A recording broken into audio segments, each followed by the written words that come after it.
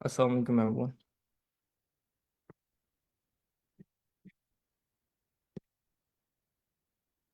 वालेकुम अस्सलाम। हाँ, मुझे बताइएगा आप में से कितने लोग ऐसे हैं जिनका AWS के ऊपर अकाउंट बना हुआ है, राइट? और या उन्होंने कभी पहले AWS यूज़ किया है? हैंड रेज कीजिएगा।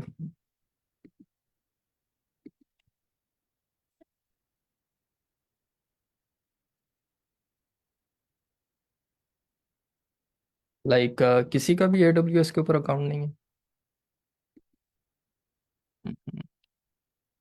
सर एक सेशन लिया था पहले AWS के वाले से और अकाउंट भी क्रिएट किया था, लेकिन उसके बाद कभी ओपन नहीं किया अकाउंट, ना उसके बारे में कोई इन्फो है। ओके, तो आप क्या एक्सपेक्ट कर रहे हैं इस सेशन से लर्न करना? लाइक जो हम करेंगे, अगर आपके पास AWS का अकाउंट नहीं होगा तो आप किस तरह से हैंड्स ऑन करेंगे? अकाउंट क्रिएट कर लेंगे सर। ओके, अकाउंट क्रिएट करने के लिए आई थिंक आपको क्रेडिट कार्ड चाहिए। आपके पास क्रेडिट कार्ड है? आप में से कितने जी लोग जी। हैं जिनके पास क्रेडिट कार्ड है? हम्म, मेरे पास है। आपका AWS के ऊपर अकाउंट है? मेरा AWS का वो फ्री टियर वाला अकाउंट है। बहुत ज़बरदस्त। ओके, लाइक फ्री टीयर भी ठीक है, तो मेरे पास खुद फ्री टीयर है। हम्म, ओके। और आई थिंक वो मैंने AWS क्लाउड प्रैक्टिशनर वाला सर्टिफिकेट किया था, तो उसके साथ मैंने बनाया था उस टाइम। ओके, यानी आपको तो AWS काफ़ी आता है, राइट? हाँ, वो प्रैक्टिशनर लेवल आता है, उसका सर्टिफिकेट है मेरे पास। बस वो मैंने अभी किया है, पिछले दिसंबर में ही किया है। ओके, आई थिंक इस वेबिनार में तो हम बेसिक चीज़ें करेंगे, मे बी जो आपको सारी आती हों। तो I don't know what I value I can provide to you. Sir क्या बात कर रहे हैं। ओके। ओके गाइस, तो स्टार्ट करते हैं। तो थोड़ा सा जनरल हाई लेवल आइडिया मैं दे देता हूँ आपको AWS का। तो एक मिनट, एक मिनट रुकिएगा कि मैं अपना विंडोज सेट कर लूँ।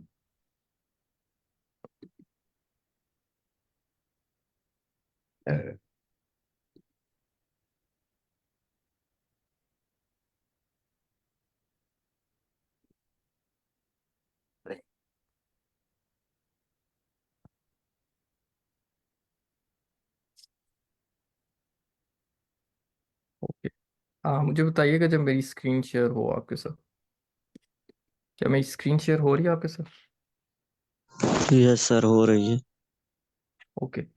सो बेसिकली हम क्या करेंगे कि इसके अंदर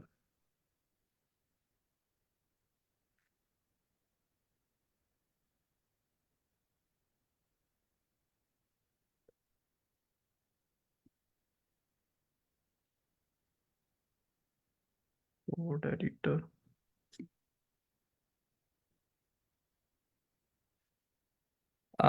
स्टैटिक वेब पेज का आइडिया है आपको? स्टैटिक वेब पेज और डायनामिक वेब पेज, फ़र्क क्या है दोनों के अंदर और क्या होता है ये?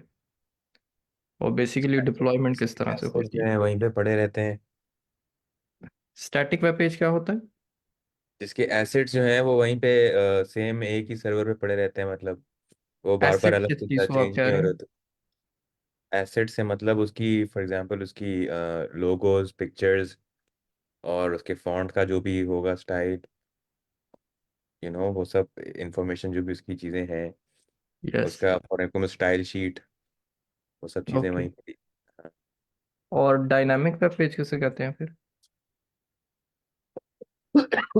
डायनामिक वो जो फिर अलग अलग जगहों से वो अपनी वो चीज़ें फैच कर रहा होता है, और उसकी लाइक उसकी इमेजेस उसके ऊपर दूसरी दूसरी चेंज हो रही होती हैं, अलग अलग अपलोड हो रही होती हैं। फॉर एग्जांपल अगर मैं रोज किसी वेबसाइट के ऊपर अपनी नई नई पिक्चर्स अपलोड कर रहा हूँ, तो फिर वो डायनामिक होंगी, बिकॉज वो एसेट्स उसके चेंज हो जा रहे हैं।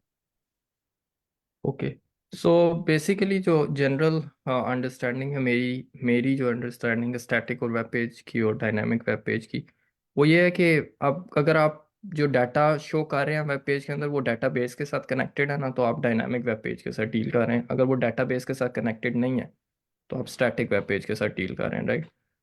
अगर फॉर एग्जांपल कोई वेबसाइट है, जिस तरह से अब ये एप्लीकेशन, ये रीजन, ये create application, go to my application, अब इधर जो डाटा आएगा वो पीछे किसी डाटाबेस से आएगा, राइट? अब डाटाबेस जैसे ही अपडेट होगी तो ये वाला पेज भी अपडेट होगा, राइट? तो इस वजह से इसे डायनामिक वेब पेज कहेंगे। जिस तरह से ये प्राइसेस आ रही हैं, तो इस वजह से इसे डायनामिक वेब पेज कहते हैं, क्योंकि ये डाटाबेस के साथ कनेक्टेड है। स्टैटिक वेब पेज उसे कहते हैं कि जो डाटाबेस से कनेक्टेड ना हो, राइट। स्टैटिक वेब पेज के अंदर आपके पास कंटेंट स्टैटिक होता है, आपके पास चेंजेस जो हैं वो वेब पेज के ऊपर शो नहीं होती। क्योंकि वो जब जैसे ही आप उसे डिप्लॉय करेंगे वैसा का वैसा ही वो page through out the life रहेगा, राइट। जिस तरह पोर्टफोलियो वेबसाइट्स अक्सर होती हैं तो वो स्टैटिक वेब पेज होती हैं, राइट। तो इस वेबिनार का जिस तरह टाइटल है, स्टैटिक वेब पेज हमने डिप्लॉय करना देखना है कि हम स्टैटिक वेब पेज को डिप्लॉय किस तरह से कर सकते हैं। तो पहले हम स्टैटिक वेब पेज एक बनाएंगे और उसके बाद उसे डिप्लॉय करेंगे, और अगर मेरा VS कोड खुल जाए तो अच्छा हम कर सकते हैं।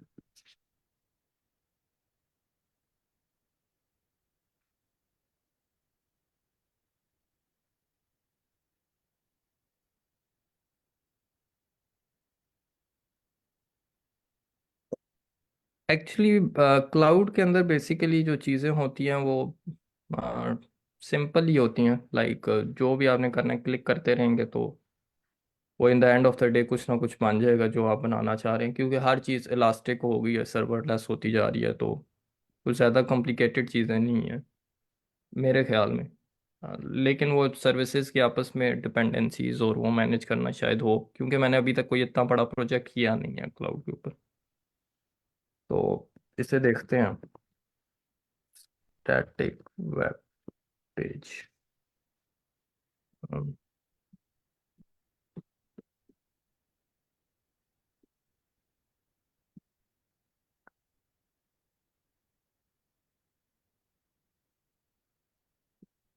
ओके,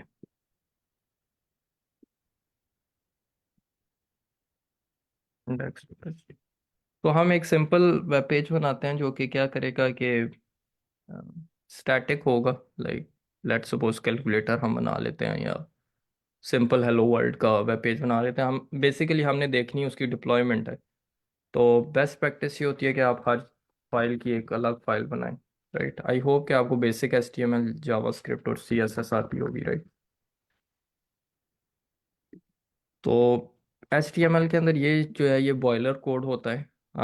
एमिट टाइप आप उससे करेंगे तो ये बॉयलर कोड आपके पास आ जाएगा। फिर आपने क्या करना है, इस पेज को कनेक्ट करना है अपने बैक एंड जावास्क्रिप्ट की लॉजिक से, राइट। तो वो करने के लिए आप क्या करते हैं, स्क्रिप्ट, और यहाँ से स्क्रिप्ट को सोर्स से जो है ना आप उस फाइल का नाम दे देते हैं। इस केस के अंदर वो index.js है, राइट। और उसके बाद स्टाइल शीट जो है वो मैंने अलग बनाई है, तो उसको भी आपने लोड करना है। तो स्टाइल शीट को लोड करने के लिए आपने rel स्टाइल शीट और href। इसका मतलब ये है कि मैं इससे बता रहा हूँ कि स्टाइल शीट हमारी कौन सी है, राइट। स्टाइल शीट का टी रह गया। यस। और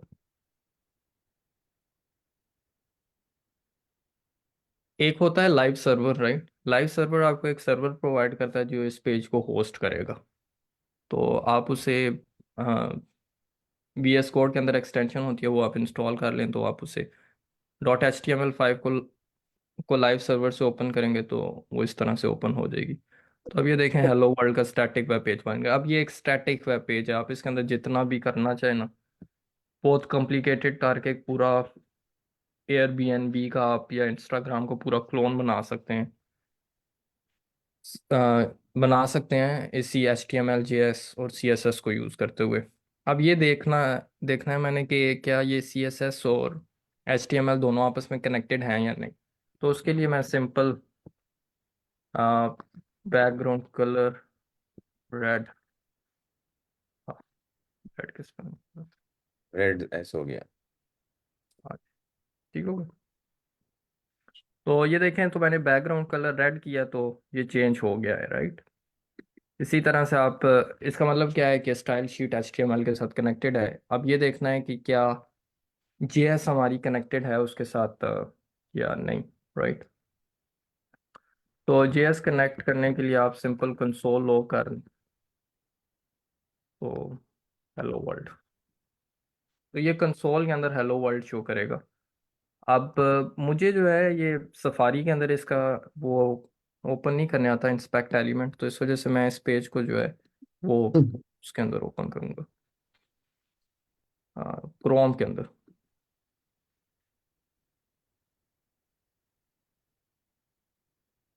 तो राइट क्लिक आप करेंगे अपने ब्राउज़र के अंदर और इंस्पेक्ट के अंदर जाएंगे। तो ये आपके पास देखें, ये पूरा का पूरा एक आपके पास जो है ना, ये जो विंडो खुली है ये एक इंजन है जो कि रन करता है जावास्क्रिप्ट को। आ, इसे V8 इंजन कहते हैं, राइट। और ये देखें, ये हेलो वर्ल्ड आ गया आपके पास, जो कि हमने टाइप किया था कंसोल के अंदर। तो बेसिक कैलकुलेटर हम बना लेते हैं जो कि जिसको हम डिप्लॉय करेंगे in the end of the day, right.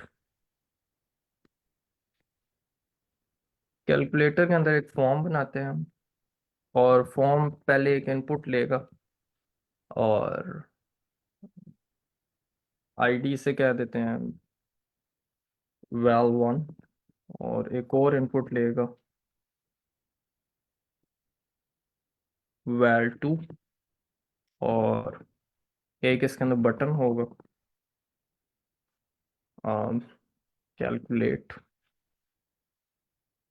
ये क्या करेगा कि आप इसे दो वैल्यूज देंगे, ये दोनों को प्लस करके आपको दे देगा। ये बेसिक कैलकुलेटर है। और इधर एक और हमने आ, इधर हम कुछ भी बना सकते हैं, लाइक इनपुट भी बना सकते हैं, पी टैग भी बना सकते हैं, div भी बना सकते हैं, लेकिन इनपुट हम यूज करते हैं। तो लेट्स सी कि फ्रंट एंड के पेज के ऊपर क्या आया है। तो अब ये देखें, आपके पास ये वैल्यू 1 आ गया, वैल्यू 2 आ गया। कैलकुलेट पे क्लिक करेंगे तो ये आपको तीसरी वैल्यू जनरेट करके देगा। देखते हैं अभी कुछ होता है। 1 2 3, 3 2 3, राइट। तो कुछ भी नहीं हुआ, राइट। ओके, अब देखते हैं कि इन वैल्यूज़ को हम हैंडल किस तरह से कर सकते हैं। तो सबसे पहले आपने क्या करना है कि वो जो वैल्यू यूज़र एंटर कर रहा है उन बॉक्सेस के अंदर, इनपुट के बॉक्सेस के अंदर, सबसे पहले उन वैल्यूज़ को रिट्रीव करना है। उन वैल्यूज़ को रिट्रीव करने के लिए सबसे पहले वो जो कंपोनेंट है उसको रिट्रीव करना है। तो val1 कंपोनेंट हमने किस तरह से लिया था, डॉक्यूमेंट डॉट ये क्या था, गेट एलिमेंट बाय आईडी है।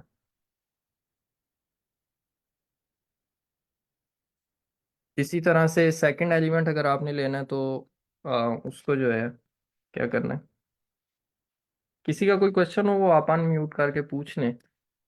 लाइक पिछले सेशन में भी मुझे एहसास हुआ है कि शायद मैं बहुत तेज पढ़ा रहा था, कुछ क्वेश्चन इतने लोगों ने नहीं पूछा। तो अगर आपका कोई क्वेश्चन है तो आप पूछ लें, क्योंकि मैं ऑन द गो पढ़ाता रहता हूँ, मैं अज्यूम करता हूँ कि सबको समझ आ रही है, राइट। ओके, उसके बाद एक और हम देखते हैं कैलकुलेट का जो बटन है इसको भी हमें सेलेक्ट करना पड़ेगा। और इधर हम क्या कहते हैं, get element by ID, get animation, get element by ID calculate, right. अब ये देखते हैं कि ये जो तीन एलिमेंट जो है हमने बनाए हैं ना इधर, ये वाले फॉर्म एलिमेंट्स, पहला एलिमेंट है जिसकी आईडी है वैल्यू 1, वैल्यू 2, और ये जो बटन है इसकी आईडी हमारे पास क्या है, कैलकुलेट, राइट। अब देखते हैं कि जैसे ही बटन क्लिक होता है उसको अ, अब ये देखते हैं कि इनकी वैल्यू आती क्या है ना, जब वो यूज़र एंटर कर देता है, क्या हम वैल्यू इधर अचीव कर सकते हैं किसी वेरिएबल के अंदर या नहीं। तो उसके लिए हम क्या करते हैं कि कैलकुलेट के बटन के ऊपर एक इवेंट लिस्टनर लगाते हैं, ऐड इवेंट लिस्टनर। और ये इवेंट होगा क्लिक। इसका मतलब क्या है कि जब भी क्लिक इवेंट कॉल हो तो एक कॉल बैक ये करेगा, राइट। और इस कॉल बैक के अंदर क्या हम करेंगे,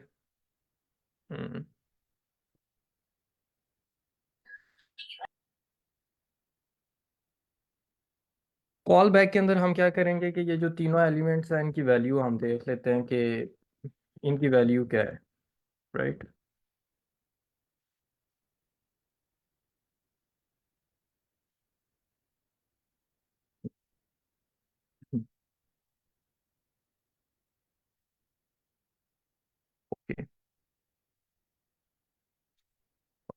अब मैंने यहाँ पे ये वैल्यू बना दिया है, ये 1 2 3 इधर मैंने डाला, 4 3 2 डाला।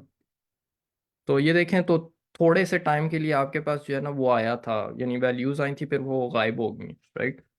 फिर दोबारा से निकाल के देखते हैं। गौर से देखिएगा, ये जो कंसोल नहीं है इस जगह पे, ये वाली जगह इधर देखिएगा, ये थोड़े से टाइम के लिए आएगा फिर वो चला जाएगा, राइट। आपने जिस तरह देखा। सो ये क्यों जा रहा है, उसको प्रिवेंट करने के लिए ये जो कॉल बैक होती है ये बाय डिफॉल्ट एक इवेंट भी सेंड करता है ना, राइट। अब उस इवेंट के ऊपर इवेंट डॉट प्रिवेंट डिफॉल्ट, ये क्या करता है, पेज को, वो फॉर्म को जो है ना, जब भी कोई सबमिट का बटन होता है ना, ये इसका जो सारे का आर्किटेक्चर है, ये लास्ट के ऊपर जो बटन है ना, ये बाय डिफॉल्ट समझ रहा है कि ये फॉर्म का सबमिट बटन है। जैसे ही फॉर्म का सबमिट बटन क्लिक होता है, ये क्या करता है, फॉर्म की वैल्यूज को कर देता है जीरो से, यानी री इनिशियलाइज कर देता है। और टेक्निकली जब आप प्रोडक्शन लेवल का कोड करते हैं तो आप क्या करते हैं कि यहाँ पे उसे एक एपीआई देते हैं, राइट, एक्शन के अंदर। तो एक्शन के अंदर आप उसे वो कॉल बैक मेथड दे सकते हैं कि जैसे ये बटन क्लिक हो ना, तो आप ये वाला एक्शन परफॉर्म करें, ये वाली कॉल बैक जो है ना चलाएं।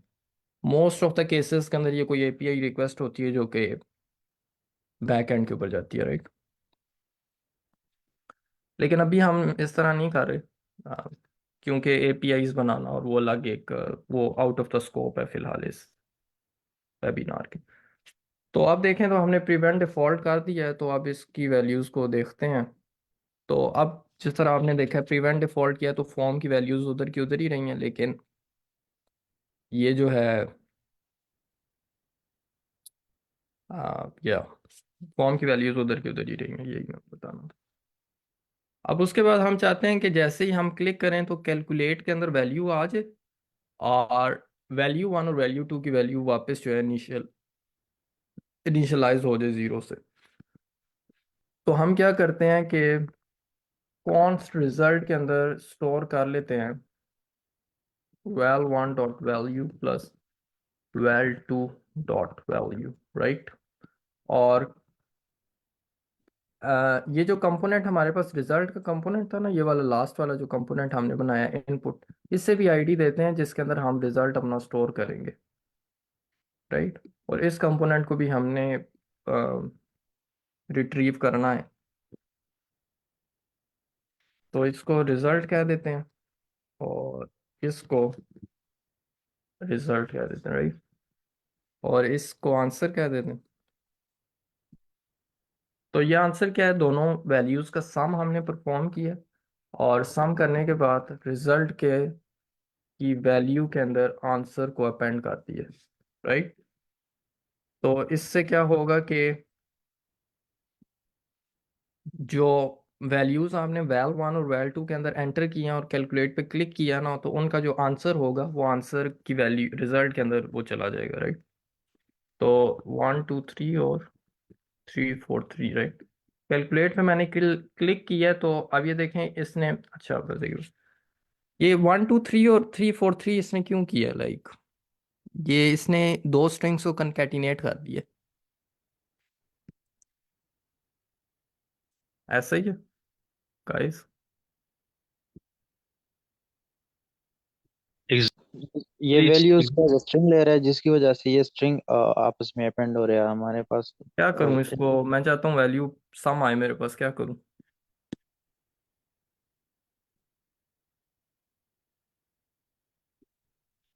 टाइप कास्टिंग का पता है आपको, जावास्क्रिप्ट के अंदर टाइप कास्टिंग किस तरह से होती है, मुझे इसका आइडिया तो नहीं है, लेकिन लेट्स सी के C++ में इस तरह हो जाती है, तो इधर होती है या नहीं। तो let's C,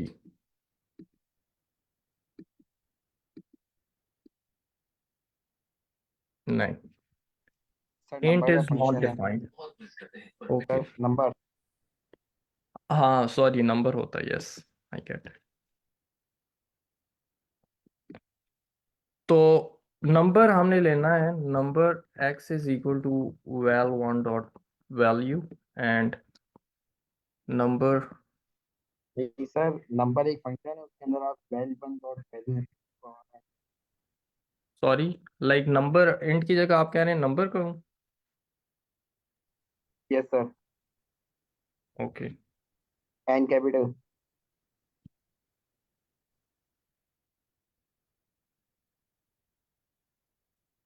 oh great, thank you. तो अब देखें तो तकरीबन हमारी एप्लीकेशन कंप्लीट हो गई है। अब इस एप्लीकेशन को हमने डिप्लॉय करना है। इस एप्लीकेशन में तकरीबन हर चीज़ ही है, मे बी। तो किसी का कोई क्वेश्चन हो यहाँ तक जो एप्लीकेशन हमने बनाई है किसी को ना समझ आई हो ये?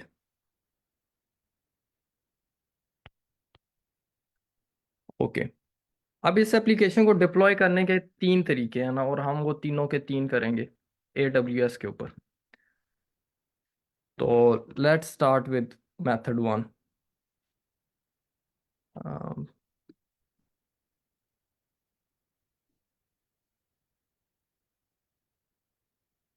ओके, सबसे पहले हमने क्या करना है, इन तीनों को जो है जिप करना है। जिप करने के लिए आप क्या करेंगे कि ओपन विद कंप्रेस, राइट। ये जो कंप्रेस का ऑप्शन है इस पे आप क्लिक करेंगे। आपके आई थिंक विंडो अगर आप यूज़ कर रहे हैं तो उसके अंदर ऑप्शन होता है move to archive dot zip, इस तरह से कोई ऑप्शन होगा ना, तो इसको आप करेंगे। तो इसके अंदर मैं उससे कह देता हूँ web page dot zip, right. अच्छा, एक चीज़ का ख्याल रखना है, आपने इसके अंदर फाइल का नाम index dot H T M L ही रखना है एटलीस्ट। बाकी आप जिन फाइल्स का नाम बेशक चेंज करते हैं, लेकिन ये जो रूट फाइल है इसका नाम index dot H T M L ही रखना है। तो मैं कह रहा था हमारे पास टोटल तीन मेथड हैं इसको डिप्लॉय करने के। पहला मेथड है कि आप एम्पलीफाई यूज़ करें। एम्पलीफाई का मेन मकसद ही ये है AWS के ऊपर कि वो स्टैटिक वेब पेज को डिप्लॉय करे। दूसरा मेथड है S3 बकेट को यूज़ करें। S3 बकेट का मेन काम वेब पेज डिप्लॉय करना नहीं है, लेकिन हम उसके अंदर परमिशंस और कंट्रोल्स को इस तरह से चेंज कर सकते हैं कि वो एज अ जो है स्टैटिक वेब पेज काम करे, राइट। उसकी वजह क्या है? फर्ज करें कि आपके पास बकेट के अंदर ये तीन फाइल्स पड़ी हुई हैं और आप इन फाइल्स को पब्लिक कर देते हैं, और यूज़र आके क्या करता है कि ये index dot H T M L की फाइल को व्यू करता है। तो H T M L file जो होती है वो बेसिकली एक वेब पेज की फाइल होती है, राइट।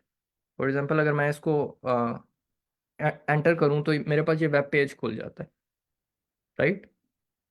तो अगर यही फाइल्स हमारे पास S3 बकेट में है और इसका कोई पब्लिक हमारे पास वो लिंक है और यूज़र आके उसके ऊपर क्लिक करता है और वो खुल जाती हैं, राइट। तो it is equivalent to hosting a static web page, right. और तीसरा, ये दो मेन मेथड है, राइट। Make files public. और तीसरा मेथड जो है वो बेसिकली ऐसा मेथड नहीं है, लेकिन वो सेकंड मेथड जो है इसकी ऑटोमेशन है, राइट। जो हमने सेकंड मेथड यूज़ किया ना, इसको ऑटोमेट करने, आपकी फाइल्स खुद अपलोड हो, खुद ही वो सारी परमिशन चेंज हो, और खुद ही उसका एक यूआरएल आपको रिटर्न हो, आप उस यूआरएल को देखें तो आपके पास वो सारी चीज़ें हों। तो इधर हम यूज़ करेंगे टेराफॉर्म। टेराफॉर्म क्या करता है कि वो सेकंड स्टेप जो है इस पूरे को ऑटोमेट कर देता है, हमें ये खुद करने की ज़रूरत नहीं है। तो लेट्स स्टार्ट। ओके, किसी का कोई क्वेश्चन है तो वो पूछ ले मेरे से भी। ओके। सर राजू ये सेकंड वाला कैसे वर्क करता है? थर्ड ने तो अच्छा, ऑटोमेट किया। हमने ऑटोमेट इसको किया ना। सेकंड वाला किस तरह वर्क करता है, फर्ज करें कि आपके पास S3 जो बकेट है, इसका मतलब है simple storage bucket. Storage bucket मतलब आप क्या करते हैं कि आपके पास एक लोकेशन आपको दे दी है क्लाउड पे, आप उसमें अपनी फाइल्स रख सकते हैं, राइट। हमने क्या किया है कि हमने अपनी उस बकेट के अंदर ये तीनों फाइल्स डाल दी हैं, index H T M L, index dot J S और style dot C S S, और इन तीनों को पब्लिक कर दिया है, राइट। अब कोई अगर फॉर एग्जांपल यूज़र आता है और वो index dot H T M L को ब्राउज़र के अंदर व्यू करता है, तो वो तो आपके पास एक वेब पेज नहीं है, तो वो आपको एक वेब पेज शो होता है, राइट। बिल्कुल। तो इसी वजह से हम क्या कहते हैं कि ये इक्विवेलेंट हो जाता है अगर आप इन फाइल्स को अपलोड कर दें S3 बकेट के ऊपर और इनकी पॉलिसीज़ को चेंज करके पब्लिक बना दें इन फाइल्स को, और उसका आप जो एक index dot H T M L का जो फाइल है होस्टिंग लिंक है उसे यूज करें तो आपके पास equivalent to static web page hosting हो जाएगा, राइट? ओके, इट मींस के ये जो हम पब्लिक कर रहे हैं ताकि दूसरों को भी असेस हो सके। अगर किसी यस। की रिस्ट्रिक्ट असेस है तो देन हाँ जी। ये माइट भी आपके बस सर्वर पे होगा, हमें नहीं असेस होगा। नहीं, हमारे पास भी नहीं होगा सर्वर पे। नहीं, लाइक आप बना रहे हैं अभी राइट नो, तो आपके पास वो असेस होगा लेकिन हमें नहीं होगा असेस। बेसिकली ये जो होता है ना, मुझे उसका वो डिसेबल करना पड़ेगा, परमिशन चेंज करनी पड़ेगी ना, तो मेरे पास वो किसी भी एंड पॉइंट पे एक्सेसिबल होगा। अदरवाइज फॉर एग्जांपल मेरे पास भी एक्सेसिबल मुझे पब्लिक करना पड़ेगा ना इन फाइल्स को, कि आम ब्राउजर जो है वो S3 बकेट से ये फाइल रीड कर सके, राइट? ठीक है। तो तब जाके वो होस्टिंग काम करेगी, अदरवाइज नहीं करेगी। ठीक है। ठीक हो गया guys? Okay, let's start with the first one. अगर आपके पास अकाउंट है उसका AWS का, तो आप सिंपली क्या करते हैं, ये सर्विसेज के ऊपर आके क्लिक करें या सर्च के ऊपर क्लिक करें और यहाँ पे सिंपल सर्च करें एम्पलीफाई, AMPLIFY। तो ये जो आपके पास पहला आया है, राइट? तो आपने इसके ऊपर क्लिक करना है AWS एम्पलीफाई। तो लेट्स सी क्या होता है।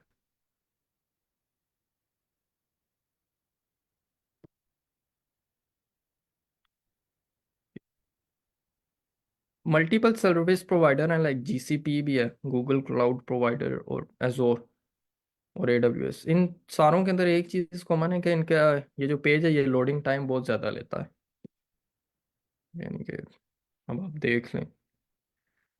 Okay, finally. तो अगर आपके पास ऑलरेडी कोई प्रोजेक्ट नहीं होगा ना, तो आपको ये इस तरह से नज़र आएगा। मेरे पास कोई प्रोजेक्ट नहीं है अभी, तो इस वजह से मुझे ये इस तरह से नज़र आ रहा है। अब इधर डिप्लॉय करने के लिए जो है आपके पास मल्टीपल ऑप्शंस हैं।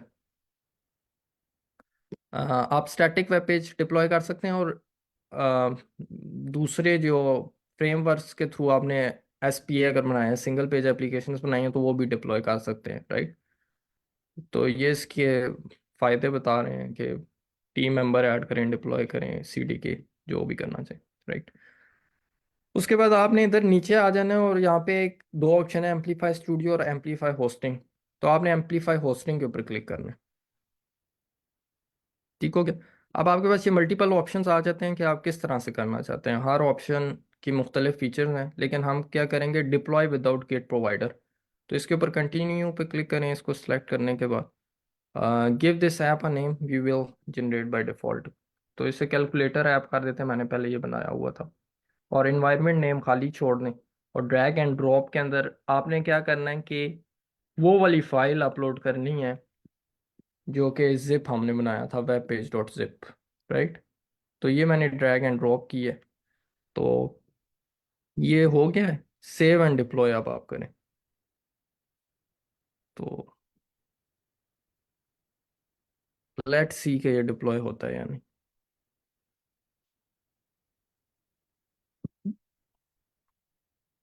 सक्सेस।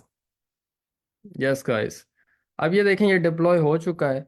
और इस वेब पेज पे क्लिक करेंगे तो आप देखेंगे कि ये वही वाला वेब पेज है जो अभी हमने डिप्लॉय किया है और अभी अभी हमने बनाया था 1 2 3 4 4, और ये 4 5 और सर राजीव, ये कैलकुलेट। अब हमें भी असेसिबल है अगर ये लिंक आप हाँ जी, ये सारे एक्सेस करें, क्या एक्सेसिबल है आपके पास?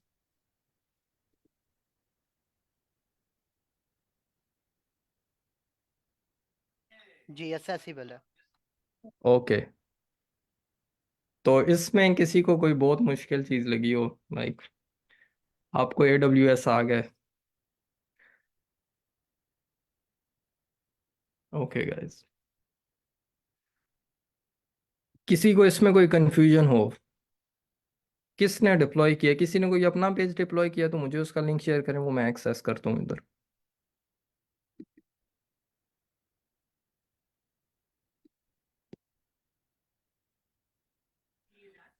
मेरा ओके। एक क्वेश्चन है। अब राइट नो फॉर एग्जांपल ये तो सिंपल हमने एक HTML पेज बनाया और जावास्क्रिप्ट अटैच किया है। अगर यस। हम कंप्लीट जो सी रिएक्ट ऐप एक बनाते हैं, तो उसको जब हम डिप्लॉय करेंगे तो जो उसके साथ बैकएंड भी कनेक्ट कर रहे हैं वो भी इसी तरह होगा। हाँ जी, वो भी कर सकते हैं ये। बैक एंड किस तरह, आप बेसिकली मेन होगा एपीआई कॉल्स आप कर रहे होंगे बैक एंड के साथ, राइट? जी जी अगर बैक एंड के साथ एपीआई कॉल्स करने हैं और उसके अंदर कोड्स का कोई भी मसला नहीं है, राइट, आपका बैक एंड पेज वो एपीआई कॉल्स को एक्सेप्ट करता है, तो आपने क्या करना होगा, बैक एंड पे जाके खाली इसको कोड्स के अंदर डालना होगा, क्रॉस ओरिजिन रिसोर्स शेयरिंग के अंदर।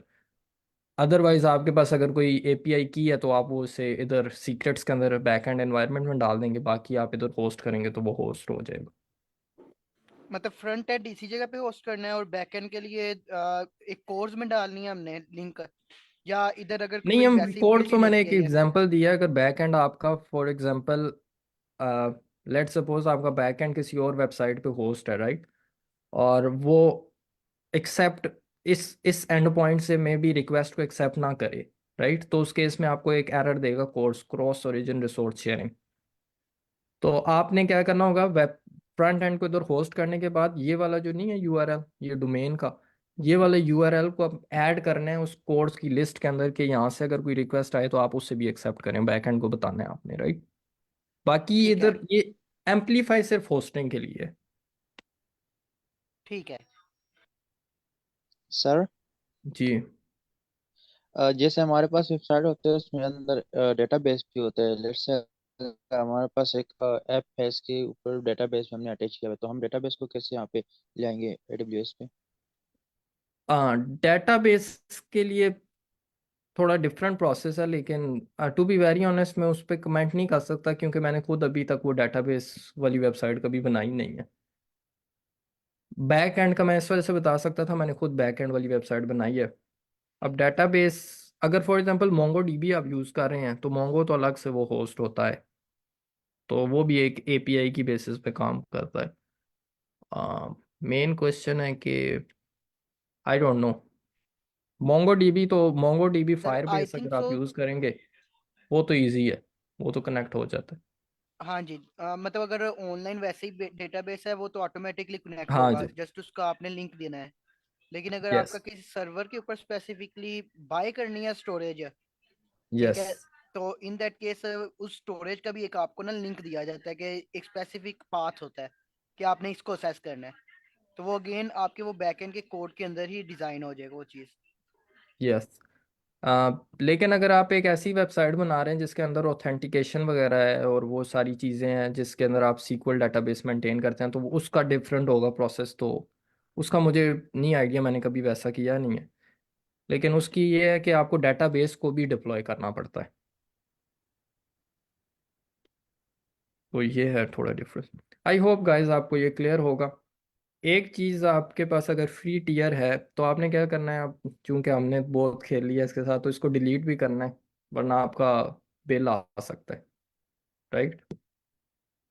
तो डिलीट करने के लिए एक्शन पे जाएं और डिलीट ऐप के ऊपर क्लिक करें और यहाँ पे टाइप करें डिलीट, तो ये डिलीट हो गया। ठीक हो गया।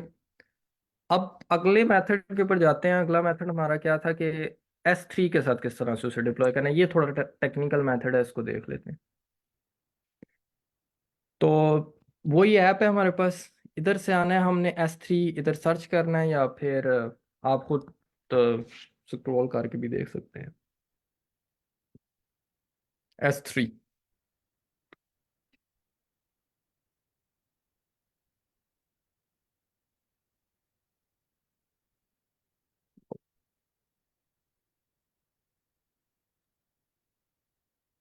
सर राजीव, इसमें फर्क क्या है, मतलब कोई एफिशिएंसी का फर्क है कि ज्यादा जल्दी रिक्वेस्ट रिसीव होगी, या just wedge and different? Wedge है डिफरेंट, लाइक इतना तो नहीं फर्क। मेरे ख्याल से एम्पलीफाई भी बहुत ज़्यादा ऑप्टिमाइज ही बना होगा क्योंकि ये स्टेट ऑफ द आर्ट जो है सर्विस प्रोवाइडर है, तो इसके अंदर इतना फ़र्क तो नहीं है।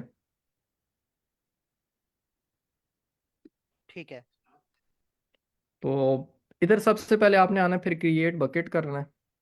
अच्छा, बकेट क्रिएट करते हुए एक चीज़ है कि बकेट का नेम जो होगा ये पूरे AWS इकोसिस्टम के अंदर यूनिक होना चाहिए। ऐसा बकेट का नाम रखना है जो कि पहले किसी ने भी बकेट का नाम ना रखा हो, राइट। तो my static web page I code guru, I hopefully कि ये नाम किसी ने नहीं पहले रखा होगा। तो अब ये बकेट क्रिएट करते हुए सबसे पहले आपने क्या करना है, ब्लॉक ऑल पब्लिक एक्सेस, इसको जो है डी सेलेक्ट करना है। पहले ये बाय डिफॉल्ट सेलेक्ट होगा। ये क्या कर रहा है कि पब्लिक एक्सेस जितना भी है उसको ब्लॉक कर रहा है, लेकिन हमने इसे डी सेलेक्ट कर दिया, यानी पब्लिक एक्सेस होगा हमारे ऑब्जेक्ट्स के ऊपर, राइट। उसके बाद हाँ जी, बाकी और आपने कुछ नहीं करना और क्रिएट बकेट पे क्लिक करना है।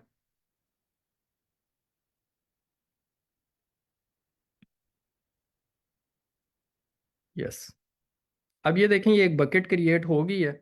अब जब इस पे आप क्लिक करेंगे तो अब ये बकेट एम्प्टी है।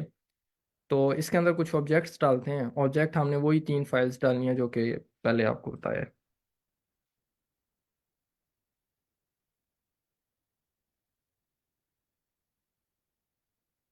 तो ये आपके पास अपलोड पेज आ गए। तो अब आप क्या करें कि ऐड फाइल्स के ऊपर क्लिक करें और यहाँ से वो फाइल सेलेक्ट करना शुरू करें। सो ये वाली फाइल थी, कोडिंग स्टैटिक वेब। तो ये इसमें तीनों फाइल्स एक साथ सेलेक्ट कर लें और ये इधर से ओपन करें। तो ये तीनों फाइल्स अपलोड हो गई हैं आपके पास, राइट। इसके बाद अपलोड पे क्लिक करें तो ये तीनों फाइल्स अपलोड हो रही हैं, आप देख सकते हैं ऊपर।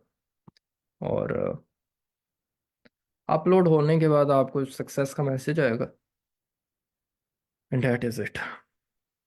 स्टेटस, ये स्टेटस पेज से क्लोज कर दे। अब ये तीनों फाइल्स आपके पास अपलोड हो गई हैं, राइट। सेकंड, अब दो चीज़ें करनी है। एक तो आपने इसके अंदर ये जो वेबसाइट बकेट है ना, इसको पब्लिक करके आपने इसे स्टैटिक वेबसाइट होस्टिंग जो नहीं है इसको अनेबल करना है। ये बाय डिफ़ॉल्ट डिसेबल है। एडिट पे जाएं इसके और इसको अनेबल कर दें, राइट। और नीचे इसके देख लें, इसमें ये देखें आपसे पूछ रहा है कि आपके पास बेस डॉक्यूमेंट क्या है, specify the name of the default page. तो इसके अंदर हमारे पास बेस डॉक्यूमेंट index.html है, राइट। सेव चेंजेस करें।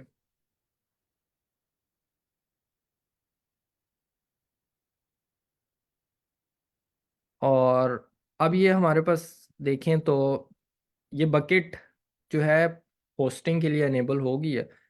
अब इसके ऊपर क्लिक करें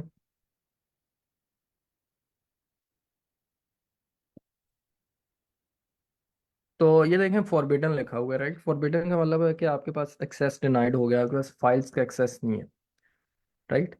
अब आपने क्या करना है, हर फाइल को जो है ना वो पब्लिक बनाना है। तो यहाँ परमिशंस में जाना है और परमिशन के अंदर आपने परमिशन ऐड करनी है कि आपके पास जो फाइल्स इस बकेट के अंदर पड़ी हुई हैं वो पब्लिक है, वो पब्लिकली एक्सेसिबल है, राइट।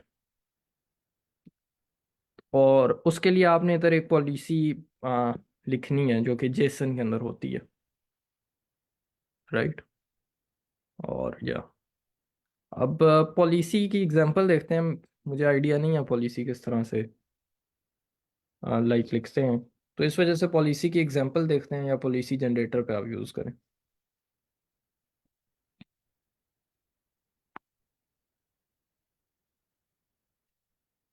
सर मेरा एक क्वेश्चन है, यहाँ पे जो सा हम ये पब्लिक कर रहे हैं डिफरेंट फाइल्स को, ऑल फाइल्स को, तो यस। जो सा ये सिक्योरिटी प्रोटोकॉल्स होते हैं, उसके लिए जो हमें बाय करना पड़ता है एसएसएल सर्टिफिकेट वगैरह, तो क्या सिर्फ फिर हमारे पास जो लाइक सिक्योरिटी ब्लॉकेज लगते हैं वो सिर्फ सर्टिफिकेट की बेस पे लग रही होती है वो चीज़? मुझे बात आपकी समझ नहीं आई। क्या आप कह रहे हैं सिक्योरिटी ब्लॉकेज किस तरह लगती? मतलब राइट नो अब ये पब्लिक हो गई हैं सारी फाइल्स, ठीक है, तो विच ओके। मीन्स हमारे पास इसकी जो सिक्योरिटी है वो कम हो गई है। पहले तो प्राइवेट एसेस थी हमारे पास थी, तो लो थी हमारे पास, बस वो हमें ही ओपन करने देता था, ऐसे ही था ना? ओके। यस। तो अगर हम यहाँ पे आपने कहा मैं पूरी फाइल को ही पब्लिक कर रहा हूँ, तो यस। इन दैट केस इसके ऊपर जाहिर सी बात है फिर अटैकिंग के भी चांसेस होंगे। हाँ जी, उस तरह से तो देखें तो ये तो बहुत ही आप समझे हम जुगाड़ लगा रहे हैं। ये रिकमेंडेड तरीका नहीं है। It is one of the way, right. आपने खेलना है तो आप ये कर लें, वैसे आप प्रोडक्शन लेवल कोड के अंदर ये नहीं कर सकते। कभी S3 को आप स्टैटिक वेब पेज के लिए कर नहीं सकते, लेकिन अगर आप कर भी रहे हैं ना, तो आप इधर वो वेबसाइट आप होस्ट करेंगे जिससे वल्नरेबिलिटी ना हो। अब इसके अंदर क्या हैक करेगा, ये जो हमने कैलकुलेटर की वेबसाइट बनाई है, वो क्या हैकर इसमें क्या हैक कर सकता है? So this is the difference, right. उस तरह से AWS की अपनी जो एम्पलीफाई है वो इससे ज़्यादा बेहतर है, राइट, जी। क्योंकि उसके अंदर वो एक्सेस आप नहीं दे रहे डायरेक्ट, वो जस्ट एक लिंक दे रहा है इनडायरेक्टली जो हाँ असेस जी, करने के लिए। हाँ जी। लेकिन अब सिक्योरिटी की बात करें तो उस तरह से तो बहुत कुछ किया जा सकता है। मेन जो सिक्योरिटी का पर्पस होता है ना, वो आपकी लॉजिक को प्रिजर्व करना होता है। आप स्टाइल्स और HTML इसकी इतना फ़ायदा नहीं होता। मेन जो प्रिजर्वेशन होती है सिक्योरिटी की, वो ये इस JS फाइल को प्रिजर्व करते हैं। तो इसके अंदर एक चीज़ आपने पढ़ी होगी, वेब पैक। वेब पैक का आइडिया है आपको? नहीं सर। अच्छा, वेब पैक क्या करता है कि बेसिकली ये एक बंडलिंग टूल है ना, तो ये आपके JS को क्या कर देता है, ऑब्फ्यूस्केट कर देता है। फॉर एग्जांपल, अगर मैं इस वेब पे इसके पेज पे जाऊँ और इससे इंस्पेक्ट करूँ, तो अब ये देखें तो इसके अंदर जो JS होगा ना, वो अनरीडेबल होगा। यानी कि ये देखें, वो सोर्स स्क्रिप्ट आया था अभी, तो ये देखें कि ये जो सोर्स स्क्रिप्ट है ना, इसके ऊपर अगर मैं क्लिक करूँ,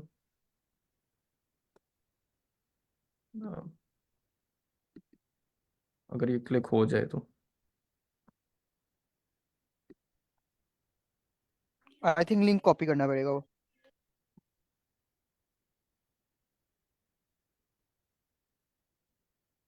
हाँ जी,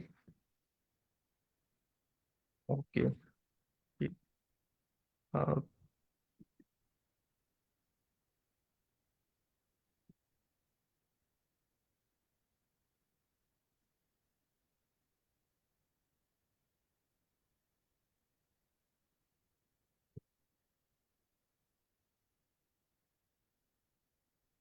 तो ये बेसिकली ये जो है, ये देखें, ये उनकी जावा स्क्रिप्ट है। ये उस पूरे वेब पेज की जावा स्क्रिप्ट है।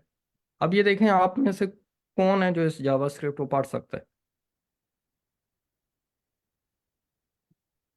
ये देख रहे हैं आप, ये किस तरह, ये इसके अंदर क्या लॉजिक लिखी है, main week days parts zero something. तो ये इन्होंने क्या किया हुआ है, ये जो जावा स्क्रिप्ट थी उस सारे को ऑब्फ्यूस्केट किया हुआ है, राइट, एक अनरीडेबल फॉर्मेट में डाला है। और ये किस तरह से करते हैं, ये मैं आपको बताता हूँ।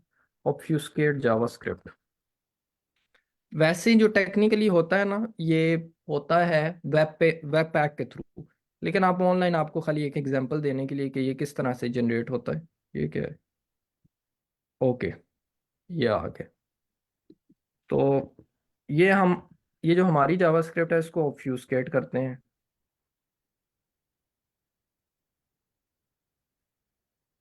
तो ये देखें, तो इस पे अगर मैं क्लिक करूं ऑब्फ्यूस्केट पे, तो ये उसे ऑब्फ्यूस्केट कर रहा है। और ये देखें, ये जो हमारी लॉज ये जो जावास्क्रिप्ट जनरेट हुई है, इसकी लॉजिक एग्जैक्ट वही है जो हमने लिखी हुई थी, राइट। लेकिन अब ये देखें, ये एक अनरीडेबल फॉर्मेट के अंदर है। अब ये ऐसे करने की वजह क्या है? ऐसी करने की वजह ये है कि हैकर जो होगा ना, जो बिगनर होगा या इंटरमीडिएट होगा, वो कभी भी इसको हैक नहीं कर सकेगा।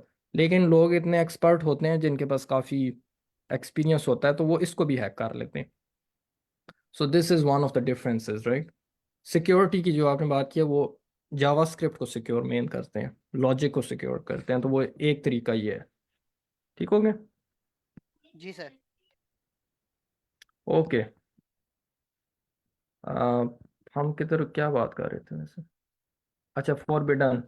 अच्छा, मैंने क्या किया है कि वो पॉलिसी एग्जांपल्स में आए हैं, तो ये एक पॉलिसी थी, हमें ये ज़रूरत है। पॉलिसी के किस तरह पता चलिए मुझे ज़रूरत है, S3 गेट ऑब्जेक्ट्स जो है ना, इसकी पॉलिसी टाइप को हमने क्या कर दिया है, प्रिंसिपल वो होता है जो कि एक्सेस कर सकते हैं कि ना इस ऑब्जेक्ट को। और इसके अंदर पॉलिसी टाइप हमने अलाउ कर दिए गेट ऑब्जेक्ट्स, यानी कि वो ऑब्जेक्ट को रिट्रीव कर सकता है कोई भी प्रिंसिपल, राइट। तो लेट्स सी, तो ये पॉलिसी मैंने इधर पेस्ट कर दी थी। आ, किधर गया?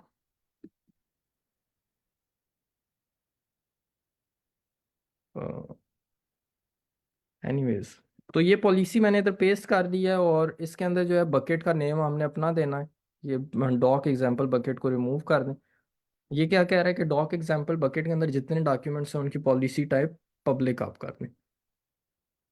तो ये बकेट नेम हम कॉपी कर लेते हैं अपने यूआरएल में से और इसको इधर डालते हैं। ठीक हो गया। और ये कंडीशन जो है, ये कंडीशन की हमें ज़रूरत नहीं है।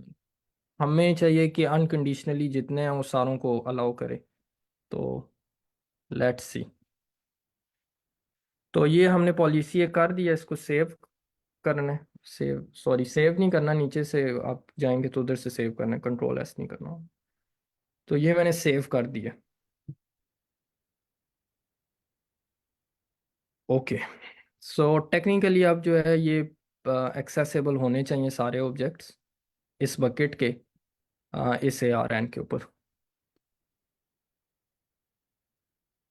ठीक हो गया गाइस। अब आप अपने उस पे जाएं, इस लिंक पे जाएं और चेक करें कि आपके पास ये बकेट एक्सेसिबल है या नहीं।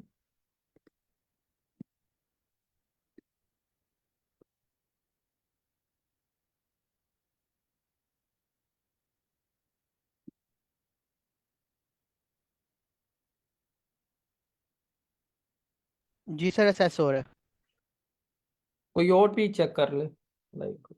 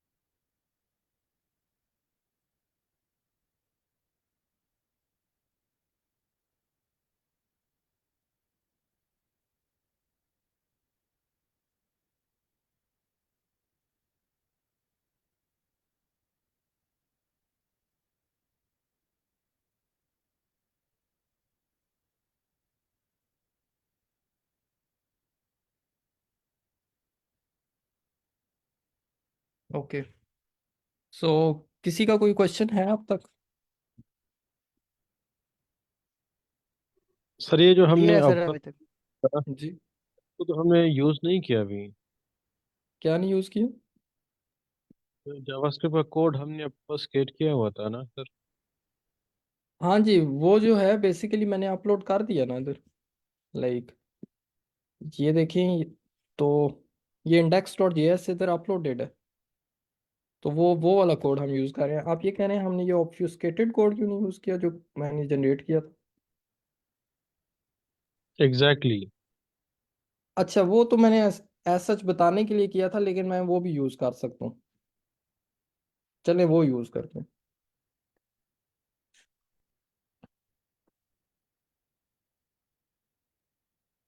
सर मेनली उसके अंदर ऑब्सक्यूटेड में यही होगा ना कि जो हमने जावास्क्रिप्ट की वो फाइल अपलोड की है, उसमें हमारा ये ऑब्सक्यूटेड कोड जाएगा।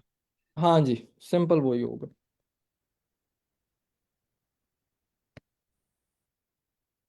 तो ये इसको कॉपी मैंने कर दिया, अपनी लॉजिक को इधर मैंने इसे पेस्ट किया,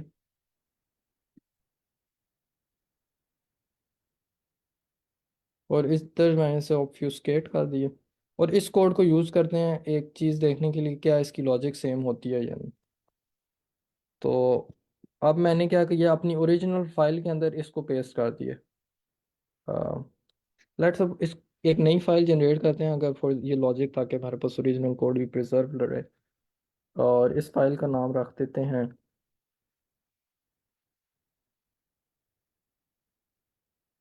इस फाइल का नाम, बैकअप जेस रखे सर। सॉरी, बैकअप जेस रखे सर। मेकअप जैसे। बैकअप जेस सर। चलें, वो उसकी ज़रूरत नहीं है, मैंने उसे डैश इंडेक्स रख दिया। आप देखें तो ये मैंने उसका index.js अब फाइल चेंज कर दिया। अब हम जाते हैं अपने इस वेब पेज के ऊपर, स्टैटिक जो हमने इधर से होस्ट किया हुआ था। तो आप देखते हैं क्या ये वाला डॉक्यूमेंट एक्सेसिबल है या नहीं।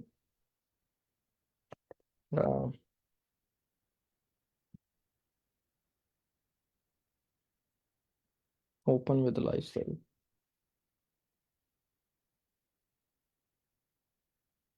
ओके, तो अब ये देखते हैं कि क्या कैलकुलेट का मेथड काम करता है। अगर ये करता है तो मतलब जावास्क्रिप्ट काम कर रही है, लेकिन हमारे पास जावास्क्रिप्ट के अंदर पूरा ऑब्फ्यूस्केटेड कोड है, राइट। ठीक हो गया। एग्जैक्ट सेम लॉजिक है लेकिन उसे हमने ऑब्फ्यूस्केट कर दिया।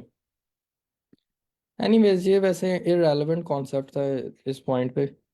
ये तो बातों बातों में बात निकली है तो वो ने कर दिया। लेकिन अब आपको आइडिया हो गया कि उसमें किस लेवल की जो है वो डेवलपमेंट होती है प्रोडक्शन लेवल के अंदर, right. Ji sir. Okay,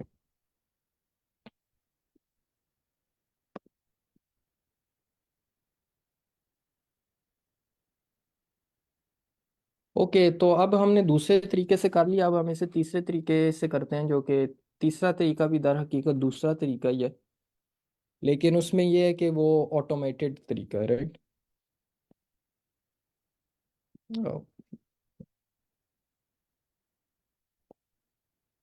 move to trash.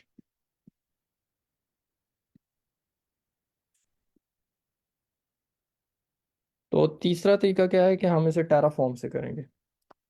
Terraform से करने के लिए एक और मैं दूसरे सिस्टम से अपनी स्क्रीन शेयर करता हूँ क्योंकि इसके अंदर टेराफॉर्म इंस्टॉल नहीं है, राइट।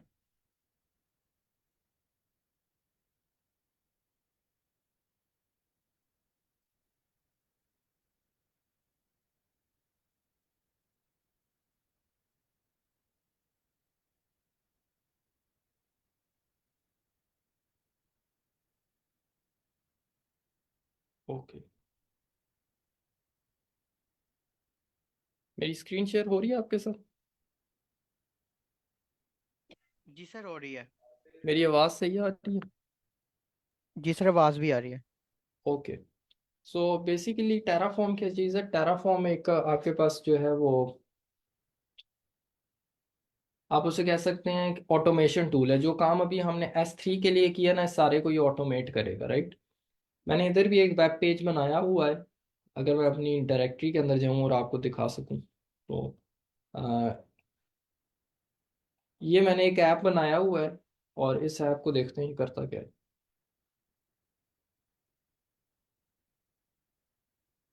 तो ये भी बेसिकली कैलकुलेटर है, लेकिन इसका मकसद ये है कि ये पावर कैलकुलेट करता है, यानी कि 2 raised to power 5 क्या होता है, राइट।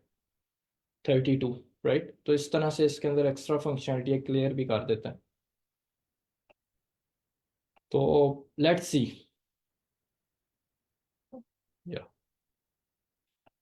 तो टेराफॉर्म के को करने के लिए आपको जो है ना कुछ चीज़ें प्री रेक्यूजिट हैं इसकी, राइट। टेराफॉर्म को थोड़ा सा अंडरस्टैंड करते हैं, फिर उसके बाद जो है ये कोड लिखा हुआ है इसी को मैं रन करूंगा सिंपल। तो सबसे पहले देखते हैं कि टेराफॉर्म के अंदर एक आपने प्रोवाइडर सबसे पहले बताना है, यानी कि आपने कर दिया टेराफॉर्म। टेराफॉर्म आपने इंस्टॉल कर लिया ना, तो उसके बाद सबसे पहले आपने एक फोल्डर क्रिएट करना है और उसके अंदर टेराफॉर्म इन इट करना है, राइट। सर टेराफॉर्म कोई सॉफ्टवेयर है जो आप जैसे रिएक्ट जो मतलब नोड जेएस इंस्टॉल करते हैं हम। हाँ जी, बिल्कुल ऐसे ही। टेराफॉर्म भी एक सॉफ्टवेयर है, जिस तरह डॉकर है, जिस तरह हम्म। इस तरह का एक टेराफॉर्म भी सॉफ्टवेयर है। डॉकर इससे रिलेटेड नहीं है, लेकिन Terraform is more like automation tool, right. आप देखेंगे अभी मैं करूंगा तो आपको जी। आइडिया हो जाएगा। ये कह रहा है कि टेराफॉर्म इज नॉट रिकॉग्नाइज्ड, ये क्या मसला। ओके, इसका एनवायरनमेंट वेरिएबल नहीं सेट हुआ अभी टेराफॉर्म का। अच्छा, वो नहीं है। बेसिकली एक ऐसा है कि मैं विंडो के अंदर एक सब सिस्टम यूज़ करता हूँ जो लिनक्स लिनक्स यूज़ करता हूँ, राइट। तो मैंने वो सब सिस्टम इंस्टॉल किया और सब सिस्टम के अंदर मैंने टेराफॉर्म आई थिंक इंस्टॉल किया है। तो वो मैं सब सिस्टम रन कर रहा हूँ तो उसके अंदर टेराफॉर्म होगा, राइट। तो लेट्स वेट, तब तक हम ये डिस्कस करते हैं कि टेराफॉर्म किस तरह से काम करता है। टेराफॉर्म के अंदर सबसे पहले आपने इन्वायरमेंट उसका बताना है कि आप किसके साथ काम करने वाले हैं, राइट। तो ये सारा कोड जो है ना, ये जितना भी कोड मैंने इस फाइल के अंदर लिखा हुआ है, that is from Terraform documentation, right. वो डॉक्यूमेंटेशन भी अभी देख लेते हैं कि मैंने किधर से ये कोड लिया है। मैंने खुद कुछ भी नहीं लिखा इसके अंदर। सबसे पहले आपने एनवायरनमेंट सेट करना है, और रिक्वायर्ड प्रोवाइडर्स का मतलब क्या है कि हम बता रहे हैं उसे कि हम किस प्रोवाइडर के साथ काम करेंगे, राइट। फिर उसके बाद हमने बता दिए कि प्रोवाइडर जो हमने यूज़ किया ना उसके साथ आपने सबसे पहले कनेक्शन बिल्ड करना है। कनेक्शन कैसे बिल्ड करना है, ये इंपॉर्टेंट स्टेप है। आपने क्या कहा है कि एक्सेस की उसे दे देनी है। किसी भी आप फॉर एग्जांपल आपने कनेक्ट करना है ना AWS के साथ, तो आपके पास दो चीज़ें होनी चाहिए, एक्सेस की और सीक्रेट की। ये जब दोनों कीज आप दे देते हैं ना, तो टेराफॉर्म जो है एक्सेस कर सकते हैं आपके AWS के एनवायरनमेंट को, राइट।